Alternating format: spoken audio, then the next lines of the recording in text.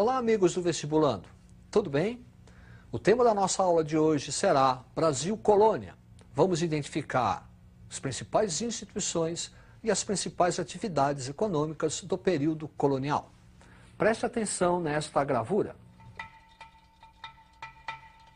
A gravura retrata aspectos da vida cotidiana durante o período colonial. Período colonial que está subdividido em pré-colonial e colonial.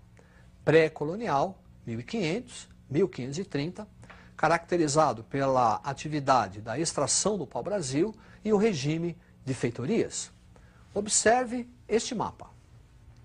O mapa assinala em pontos amarelos as principais feitorias portuguesas aqui no Brasil para a extração do pau-brasil. Essa atividade econômica era exercida pelos índios. Portanto, os índios iam até a mata, retiravam a madeira pau-brasil, que tinha uma importância para a Europa. Retirava-se desta madeira uma substância, uma tinta corante, que seria utilizado para tingir tecidos. E feitoria é um entreposto comercial.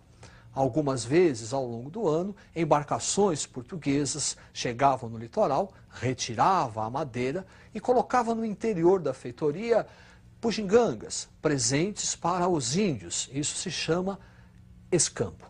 A partir de 1530, com a chamada expedição de Martim Afonso de Souza, inicia-se o período colonial.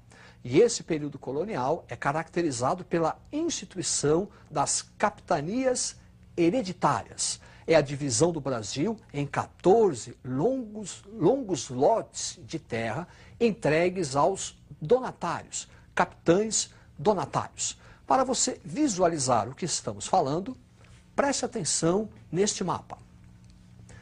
Aí estão as 14 capitanias hereditárias, faixas territoriais, que seriam administradas pelos capitães donatários. O regime das donatárias foi regido por dois documentos. Carta de doação, documento onde o rei transfere ao donatário a posse da capitania, e a carta de foral, que é um documento onde se estabelece os direitos e os deveres dos donatários na capitania. De maneira geral, o regime de capitanias hereditárias tendeu ao fracasso, excetuando duas: Pernambuco ao norte, São Vicente ao sul. As duas prosperaram em virtude do cultivo e o desenvolvimento da cana-de-açúcar. As demais tenderam ao fracasso. Falta de recurso dos donatários, ataque de índios. Para que o sistema de colonização e povoamento da terra não fosse atrapalhado, o Estado português vai criar o governo geral. O governo geral é uma centralização político-administrativa que Portugal realiza na colônia. O primeiro governador-geral, Tomé de Souza, que vai fundar a primeira cidade e primeira capital do Brasil, a cidade de Salvador. Foi durante o governo de Tomé de Souza que os jesuítas iniciaram a catequização dos índios, com a instalação do primeiro bispado no Brasil, também na cidade de Salvador. Duarte da Costa, nosso segundo governador-geral, o seu governo teve uma série de complicações: atrito dos colonos com os índios e a invasão francesa no Rio de Janeiro. O terceiro governador-geral, Mendes Sá. Com Mendes Sá, houve a expulsão dos franceses e a fundação daquela que será a segunda cidade e também segunda capital do Brasil, a cidade de São Sebastião, do Rio de Janeiro. Para reforçar o que estamos falando, preste atenção neste quadro: administração colonial, as capitanias hereditárias, o governo geral e as câmaras municipais. As câmaras municipais refletem o chamado poder local. É onde os grandes proprietários de terra decidiam, tomavam as principais decisões políticas: aumento de salário, cunhagem de moeda, aumento ou não dos impostos. Eram representados pelos chamados homens bons. Quer dizer, para ser vereador, que era em número de 3, tem que ser grande proprietário de terra e escravocrata. para ser juiz, também tem que ser um grande proprietário de terra e escravocrata. Isso era chamado de homens bons. Ao longo do período colonial, nós vamos ter uma série de conflitos entre a Câmara Municipal, que lutava pelos interesses locais do colono, e as instituições metropolitanas, o governo geral, o Conselho Ultramarino, que representava as decisões do Estado metropolitano. Sobre a atividade econômica, o primeiro grande produto vai ser a cana-de-açúcar, o mundo do açúcar, desenvolvido a partir da plantation, o latifúndio, monocultor, escravocrata. Nesse mundo do açúcar, vamos destacar o enorme papel dos holandeses, responsáveis pelo financiamento para a montagem do engenho colonial, também responsáveis pelo transporte do açúcar para a Europa, refino desse açúcar e depois a distribuição do açúcar refinado por toda a Europa. Preste atenção nesta gravura. Aí está o engenho colonial. Podemos identificar a senzala, onde ficavam os escravos, a Casa Grande, não só residência, mas também um quartel-general, um centro administrativo de toda a vida colonial. Ali a capela e aqui o engenho colonial, o principal local do mundo do açúcar. É por isso que falamos agromanufatura do açúcar. Quer dizer, primeiro, a agricultura, o cultivo da cana-do-açúcar. Manufatura, que é transformar a cana-de-açúcar em açúcar no engenho colonial. Na casa de purgar, na fornalha, a transformação da cana-de-açúcar em garapa, melaço, para finalmente a produção do açúcar.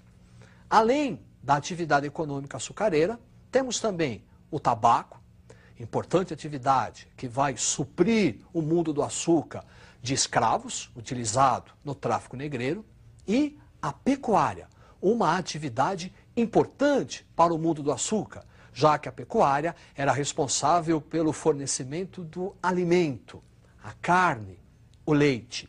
Também a pecuária era utilizada no transporte, o famoso carro de boi, e força motriz para o funcionamento da moenda, que vai transformar a cana-de-açúcar em garapa. Esse mundo do açúcar é tão importante que podemos fazer uma comparação com a pecuária. Preste atenção no quadro. Açúcar é uma atividade econômica desenvolvida no litoral, litorânea, mais próxima à zona de escoamento para atender às necessidades do mercado externo.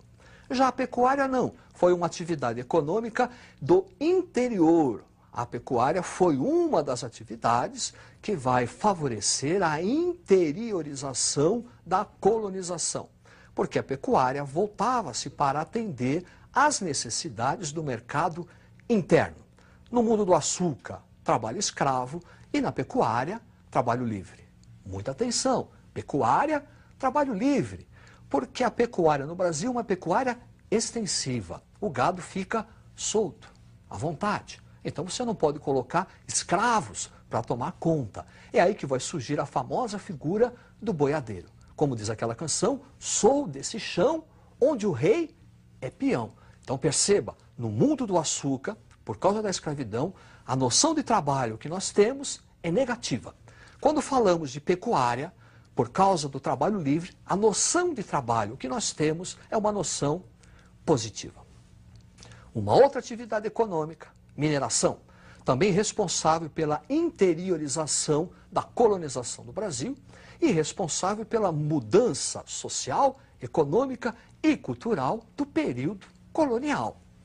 Preste atenção no mapa. Aí estão identificadas as principais áreas de mineração do período colonial. Perceba, vestibulando, que elas são interioranas. É por isso que dissemos que a mineração é uma atividade responsável pela ocupação do interior da colônia. A mineração também é caracterizada pelo forte fiscalismo do Estado português, para evitar a prática do contrabando. O quinto, a criação das casas de fundição, a famosa derrama, são exemplos desse fiscalismo do Estado português. Mas a grande consequência da mineração para o período colonial foi o crescimento populacional em larga escala e o desenvolvimento das cidades, o urbanismo. Desse desenvolvimento, nós vamos ter a formação do mercado interno, desenvolvimento de atividades econômicas que vão favorecer a circulação da moeda, tráfico de escravos da decadente zona canavieira do Nordeste para a região Centro-Sul e também um mercado da pecuária, abastecimento de gado leiteiro e gado do corte do Sul em direção à região das Minas. Preste atenção nesse quadro. Aí está mineração, crescimento populacional, desenvolvimento do mercado interno, por conta do desenvolvimento de cidades, urbanismo, interiorização, desenvolvimento artístico e ideias de emancipação. Desenvolvimento artístico. Durante o período da mineração, o Brasil recriou o estilo barroco, muito bem retratado na figura de Antônio Francisco Lisboa, o nosso Aleijadinho. E também no sentido da literatura, desenvolvimento da escola literária, o arcadismo, muito influenciado pelo iluminismo europeu. Ideias de emancipação.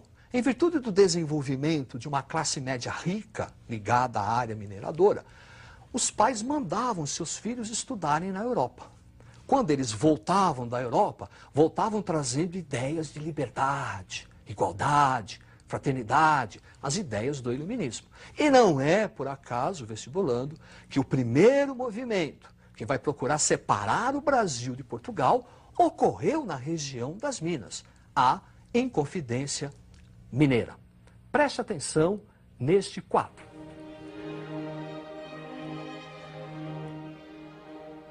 Aí está retratado a figura, um dos principais líderes do movimento da Inconfidência Mineira, que tentou libertar o Brasil de Portugal.